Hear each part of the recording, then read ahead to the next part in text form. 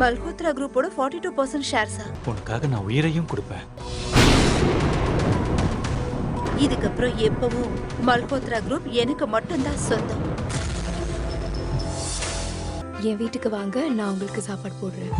யாருன்னே தெரியாத இந்த பொண்ணு அன்னைக்கு மட்டும் எனக்கு துணையா இல்லாம இருந்திருந்தா என் சொந்த கால்ல நின்னு பழி வாங்கியிருக்கவே முடியாது. கௌசல்யா, எதுக்காக நீ அவனை அரைஞ்ச? உங்க செல்ல பொண்ணு கிட்ட நல்லா கேளுங்க, இவன் யாரு, எங்க இருந்து கூட்டிட்டு வந்தான்னு. இந்த மாதிரி உடம்பு சரியில்லாதவங்களை நம்ம திடீர்னு கைவிடக்கூடாது இல்ல? கொஞ்ச நாளைக்கு நீ எங்க கூடவே இரு. நீ ரொம்ப நல்ல பொண்ணு குஷி.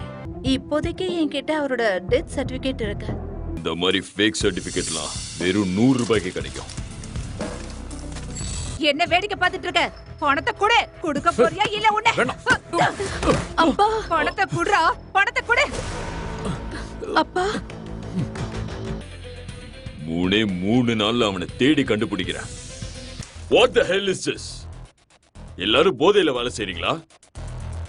பல கோடி சவுத் ப்ராஜெக்ட்க்கு பல கோடி செலவு பண்ணிருக்கேன். ஆனாலும் விலை இவ்வளவு சீக்கிரம் இறங்கிச்சு. ஓய், ஏன்? என்ன பண்றது ஆதித்யா? இவங்க சவுத் டிவிஷனை ஹைப் பண்ணி வச்சிருக்காங்க. Damn it. எனக்கு புரியவே மாட்டேங்குது. ஒரே ராத்திரியில வேஸ்ட் ப்ராஜெக்ட்ஸோட புக்கிங் எப்படி நடந்துச்சு? How is it possible? Give me some answers. அததான் நான் கண்டுபிடிக்க முயற்சி பண்ணிட்டு இருக்கேன். இதெல்லாம் எப்படி நடக்குது? I don't care how it happened.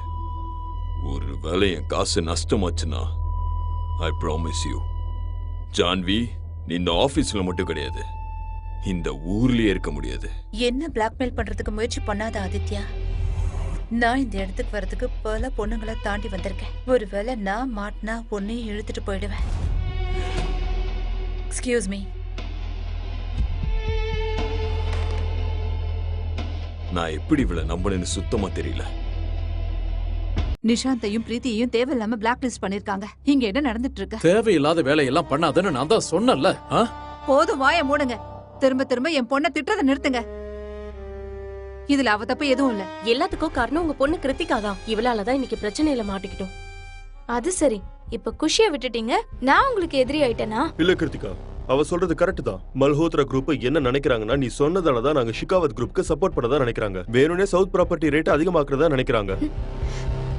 South ப்ராப்பர்ட்டியோட rate அதிகமாகறதுல உங்க 2 பேருக்கும் எப்படி சம்பந்தம் இருக்குன்னு எனக்கு புரியல.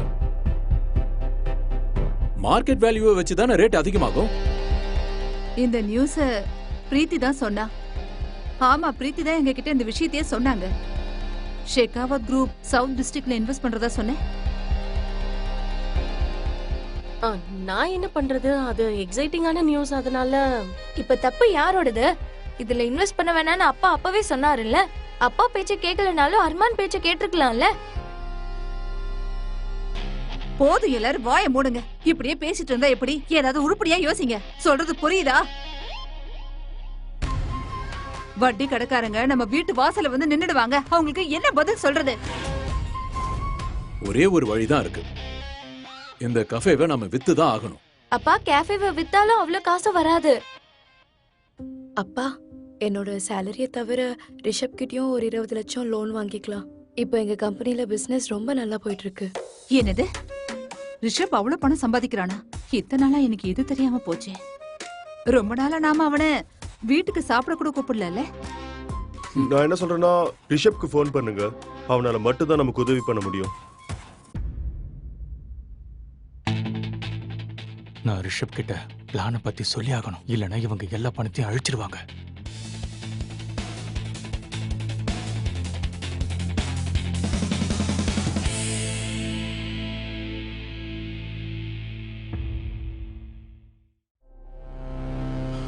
ரிஷப் பணம் கொடுக்க தயாரா இருக்கான். Thank God. ஆனா ஒவ்வொரு மாசமும் நாம அவனுக்கு 1,50,000 கொடுக்கணும்னு சொல்றான். அவ்வளவு காசு எங்க இருந்து வரும்? 50,000 என்னால கொடுக்க முடியும். அப்புறம் இந்த கேஃபேல இருந்து ஒரு 50,000 கொடுத்துடலாம். சரியா? 20,000 நான் கொடுத்துடுறேன். உங்களுக்கு தான் தெரியும்ல, எனக்கும் நிஷாந்துக்கும் வேலை போயிடுச்சு. எங்களால 15,000 தான் கொடுக்க முடியும். அதுவே முடியுமான்னு தெரியல. அப்படியா? எல்லாத்துக்கும் காரணமே நீதான். ஆனா நீதான் கம்மியான காசு கொடுப்பியா? இந்த இன்வெஸ்ட் பண்ற ஐடியாவே நீதானே என்கிட்ட வந்து சொன்ன. எல்லாருக்கும் ஒரு குட் நியூஸ் சொல்லணும். குஷி சீக்கிரமாவே ஃபினான்ஷியல் டைரக்டர் ஆக போறா. ஸோ சேலரியும் அதிகமாகும். அதனால நீங்க டென்ஷன் ஆக வேண்டிய அவசியம் இல்லை. ஒருவேளை பணம் கம்மியா இருக்குன்னா நானும் குஷியும் சேர்ந்து கொடுக்குறோம். அப்பா, எனக்கு குஷி அக்கா மேல நல்ல நம்பிக்கை இருக்கு. அவங்க எந்த வேலை செஞ்சாலும் கஷ்டப்பட்டு செய்வாங்க. அவங்க இருக்கிறப்போ நாம எதுக்கும் பயப்பட வேண்டாம். ஆனா இது வரைக்கும் வாய் கூட பேச வராத இவளுக்கு எப்படி இவ்வளவு சம்பளம் கிடைக்குது? இப்படி தேவையில்லாம பேசுறத கொஞ்சம் நிறுத்துறியா? நீ பண்ண பிரச்சனைய எப்படி சரி பண்றதுன்னு யோசி. இப்ப நம்ம பண்ண வேண்டியதெல்லாம் என்னன்னா, ஏதாவது ஒண்ணு பண்ணி இந்த கேஃபேவோட இன்கம் அதிகமாக்கணும். அப்பா, என்னோட ஆபீஸ் பக்கத்துல தான் இருக்கு. நான் என்னோட கலீக் கிட்ட சொல்லி இங்கேயே எல்லாரையும் லஞ்சுக்கு வர சொல்றேன். அவங்களுக்கு வீட்டு சாப்பாடும் கிடைச்சிடும். அப்புறம் கேஃபேக்கு இன்கமும் அந்த மாதிரி இருக்கும். இது நல்ல ஐடியா.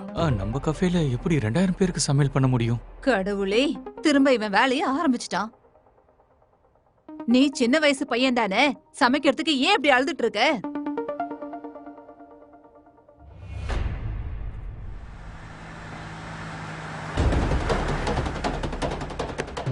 ஐயோ, என்னோட அண்ணன் பொண்ண விடுங்க. நான் உயிர் மேல ஆசை இல்லையா? அந்த குழந்தையை விட்டுடுங்க, இல்லைன்னா உங்களை உயிரோட விட மாட்டேன். ஏய், இங்க என்ன நடக்குது? ஏய், மரியாதை இந்த குழந்தை விட்டுரு, இல்லன்னா உங்க 2 பேரோட உயிரும் தேவையில்லாம போயிடும். குழந்தை விடுறா. ஏய் மிலிட்டரி, உன் பவரை பார்டர்ல காட்டு. இது என்னோட ஏரியா. ஒரு மிலிட்டரி மேனோட வீரத்தை டெஸ்ட் பண்ணி ரொம்ப பெரிய தப்பு பண்ணாத. எங்க சுடு பாப்போம். என்னைக்கு உன்னோட சாவு என் கையில தான். அடி.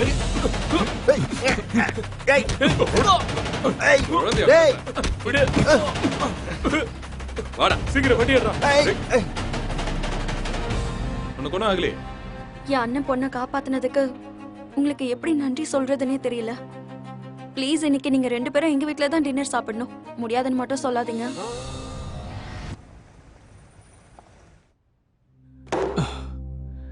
என் கதை தான் எல்லாத்தையும் கேட்டுட்டீங்களே. உங்க கதையை பத்தி சொல்லுங்க மிலிட்டரி சார். இப்ப என்ன பத்தி நான் என்ன சொல்றது? நான் ஆர்மில இருந்து ரிட்டையர்ட் ஆயிட்டேன். இப்ப நான் எனக்குன்னு சொந்தமா செக்யூரிட்டி கம்பெனி ஆரம்பிக்கலாம்னு யோசிச்சுக்கிட்டு இருக்கேன். ஆனா ஃபண்டிங் தான் கிடைக்க மாட்டேங்குது. அதான் யோசிச்சுக்கிட்டு இருக்கேன். உங்களுக்கு உதவி பண்றதுக்காக தான் கடவுள் என்ன உங்களை சந்திக்க வச்சிருக்காரு. ஆனா இத பத்தி கண்டிப்பா யாருக்கும் தெரியக்கூடாது. கண்டிப்பா யாருக்கும் தெரிய வராது. இது ஒரு மிலிட்டரி மேனோட சத்தியம். அப்புறம் சொல்ல மறந்துட்டேன், எனக்கு ஒரு அர்ஜென்ட்டான வேலை இருக்கு. So I am sorry. நீங்க 2 பேரும் கண்டினியூ பண்ணுங்க, நான் அப்படியே கிளம்புறேன். பாய். பாய். நானும் கிளம்புறேன். இவ்வளோ ட்ரிங்க் பண்ணதுக்கு அப்புறம் உங்களால டிரைவ் பண்ண முடியாது. ஸோ நான் உங்களை ட்ராப் பண்ணிடுறேன்.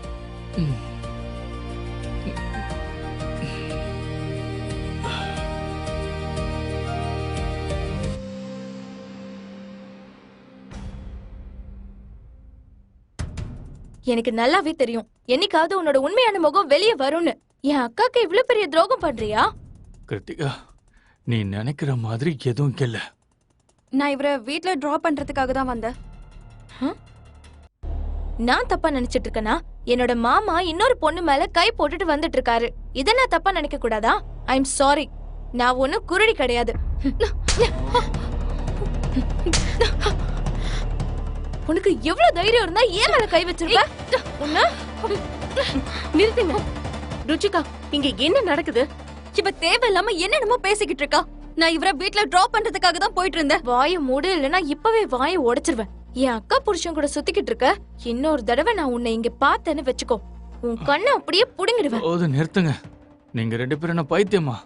நீ வா போலாம். உன்னை நான் இதுக்கப்புறம் மன்னிக்கவே மாட்டேன். என் அக்கா கிட்ட இருந்து இவ்ளோ அட்வான்டேஜ் எடுத்துக்கிறியா? நீ எவ்வளவு மோசமானவன்னு எனக்கு எதுல இருந்து நல்லாவே புரியுது. என்னால இப்பவும் நம்ப முடியல. அப்பா, நான் என் கண்ணால பாத்துட்டு வரேன். அவங்க 2 பேரும் அவ்வளவு க்ளோஸா இருக்காங்க. அர்மான் இந்த மாதிரி பண்ணுவான்னு நான் கொஞ்சம் கூட எதிர்பார்க்கல. நான் அவனை சும்மா விட மாட்டேன், நிச்சயமா விட மாட்டேன். அப்பா, அப்பா, கிருத்திகா கண்டிப்பா ஏதாவது தப்பா தான் நினைச்சிருப்பா. அர்மான் நிச்சயமா அப்படி பண்ண மாட்டாரு. அவரை நான் முழுசா நம்புறேன். இப்ப அர்மான் எங்கமா இருக்கான்? ஒருவேளை அந்த கடவுளை இறங்கி வந்து சொன்னாலும் நான் அதை நிச்சயமா ஏத்துக்க மாட்டேன். குஷி, அர்மான் இப்ப எங்க இருக்கான்னு கேட்டேன். அந்த பொண்ணு முன்னாடி பெரிய சிங்கம் மாதிரி சீறிக்கிட்டு வந்தான். ஏதாச்சும் சந்தில பொந்துல ஒளிஞ்சிட்டு இருப்பான். கிருத்திகா, அவனை நான் போய் தேடுறேன். அப்பா, நான் மம்மிக்கு கால் பண்ணி இப்பவே எல்லாத்தையும் சொல்றேன். டேய் அர்மான், உனக்கு எவ்வளவு தைரியம் இருந்தா என் பொண்ணை நீ ஏமாத்துவ? அங்கிள் உங்களுக்கு என்னாச்சு? எதுக்கு என்ன அடிக்கிறீங்க? உன்னை அடிக்காம என்ன பண்ண சொல்ற? என் பொண்ணோட வாழ்க்கையவே நீ அழிச்சிட்ட. இதுக்கு நான் உனக்கு பரிசா கொடுப்பேன். அங்கிள் நான் என்ன பண்ண? எதுக்கு அடிக்கிறீங்க? என்ன பண்ணியா? குடிச்சிட்டு போதையில அந்த பொண்ணு மேல கை போட்டு நடந்து வந்துட்டு இருந்த, இவ்ளோ சீக்கிரம் மறந்துட்டியா? இல்ல, நீங்க தப்பா நினைச்சிட்டு இருக்கீங்க. அங்கிள் ருச்சிகாவோட அண்ணன் பொண்ணை நான் காப்பாத்தி கொடுத்தேன். தேங்க்ஸ் சொல்றதுக்காக என்ன காஃபே கூப்பிட்டா. பேசிட்டு அளவுக்கு மீறி குடிச்சிட்டேன். அதனால என்ன டிராப் பண்ண வந்தா. உன் பொய்ய இதோட நிறுத்திக்க. இவ்வளவு நாளா ஒரு அப்பாவி மாதிரி நடிச்சு எங்க எல்லாரையும் ஏமாத்தி இருக்க. ஆனா இனி ஏமாத்த முடியாது.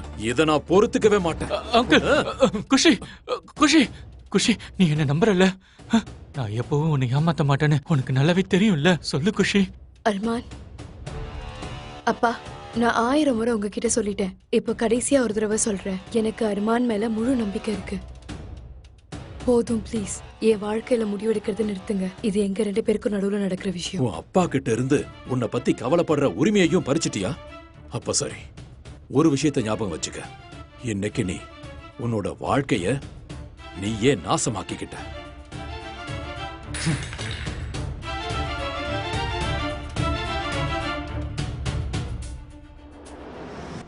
கிருத்திகா, நீ எதுக்காக முதல்ல சொல்லவே இல்ல? உன்னோட கேஃபேல சாப்பாடு ரொம்பவே நல்லா இருக்கு.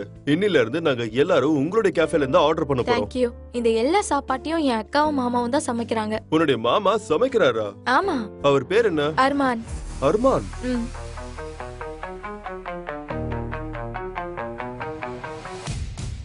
சார், எங்க ரெஸ்டாரண்ட்டுக்கு கண்டிப்பா 5 ஸ்டார் ரேட்டிங் கொடுத்துருங்க.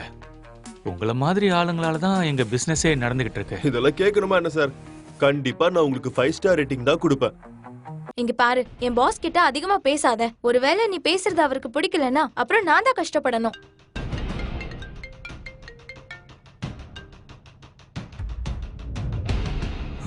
குஷி, அர்மான், நீ எங்க இருக்க? கேஃபேக்குள்ள சில ரவுடிங்க நுழைஞ்சிட்டாங்க. இங்க பெரிய பிரச்சனை பண்ணிட்டு இருக்காங்க. எல்லாத்தையும் போட்டு உடைச்சிட்டு இருக்காங்க. ஒருவேளை நீ இன்னும் கொஞ்ச நேரத்துல இங்க வரலனா அவங்க எல்லாத்தையும் அடிச்சு தரமட்டமாக்கிடுவாங்க. இங்க பாரு. கிருத்திகா, நம்ம உடனே போயாகணும். Let's go. அங்கிள், என்னாச்சு? யார் நீங்க? உங்களுக்கு என்ன வேணும்? கோடி கணக்குல கடன் வாங்கியிருக்க. என்ன யாருன்னு தெரியலையா? ஒருவேளை நீ சேட்டோட காசு கொடுக்கல, உங்க எல்லாரையும் இதே இடத்துல வச்சு போட்டு தள்ளிடுவேன். இங்க பாருங்க, நீங்க புரிஞ்சுக்க முயற்சி பண்ணுங்க. எங்களால இப்போ இவ்வளவு பணம் கொடுக்க முடியாது. நம்புங்க. எல்லாத்தையும் நான் உங்களுக்கு புரியுற மாதிரி சொல்றேன். உங்ககிட்ட வாங்கின மொத்த பணத்தையும் என்னோட ஒய்ஃப் தான் ப்ராப்பர்ட்டில இன்வெஸ்ட் பண்ணா. அதோட விலை திடீர்னு இறங்கிடுச்சு. அது எங்க தப்பு இல்லல்ல. முழு காசை உங்ககிட்ட எவனா கேட்டா கிளவா? முதல் வட்டி கட்ட வேண்டிய டைம் முடிஞ்சிருச்சு. இப்போ இந்த கேஃபே காலி பண்ணி தான் அந்த காசை எடுத்துக்க போறோம். புரிஞ்சுதா? இங்க இருக்கிற பொருளை தொடறதுக்கு முன்னாடி 2 தடவை யோசி, இல்லைன்னா வாழ்க்கை முழுக்க கஷ்டப்படுவேன். யார் ராணி? எங்களை மிரட்டிட்டு இருக்க? இந்த பப்ளுவோட ஆற்றத்தை காமிச்சு அவனை போலியே. வேண்டாம். இங்க பாருங்க, இந்த கெஃபேவை தவிர வேற எதுவுமே எங்க கிட்ட இல்லங்க. இந்த மாதிரி பண்ணாதீங்க, உங்களுக்கு கெஞ்சி கேட்டுக்கிறேன். போது நிறுத்து. உன் பேராசையோட பலன் என்னன்னு பாத்துட்டல. ஒரு நாள் நிச்சயமா அம்மாவாலையும் அண்ணியாலையும் நம்ம ரோட்டுக்கு தான் வர போறோம்பா. போதும், நீ கொஞ்சம் வாய மூடுறியா? இப்ப இவங்க முன்னாடி இதெல்லாம் பேசணுங்கிற எந்த அவசியமும் இல்ல. முதல்ல என்ன பண்ணணும்னு யோசிங்க. கண்டிப்பா ஏதாவது ஒரு வழி இருக்கும். நல்லா யோசிச்சு பாருங்க, வழி இருக்கும். நீங்க வேணா சொல்லுங்க. டேய், வாய மூடு. டேய், எல்லா பொருளையும் எடுங்கடா. இல்லங்க, வேண்டாம். நீங்க இந்த மாதிரி பண்றதுனால உங்க பணம் திருப்பி கிடைக்க போறதில்ல. ஒருவேளை கொஞ்ச நாள் நீங்க டைம் கொடுத்தீங்கன்னா அந்த பணத்தை திருப்பி கொடுக்கறதுக்கு நான் கேரண்டி கொடுக்கறேன். உன்னோட கேரண்டி எடுத்து உனக்குள்ளேயே வச்சுக்கோ. சீக்கிரம்டா, எல்லா பொருளையும் எடுங்க. வேண்டாம், சொன்னா கேளுங்க. வேண்டாம், எடுக்காதீங்க. முழு வீடியோவை பாக்கெட் FM தமிழ் யூடியூப் சேனலில் கண்டு மகிழுங்கள்.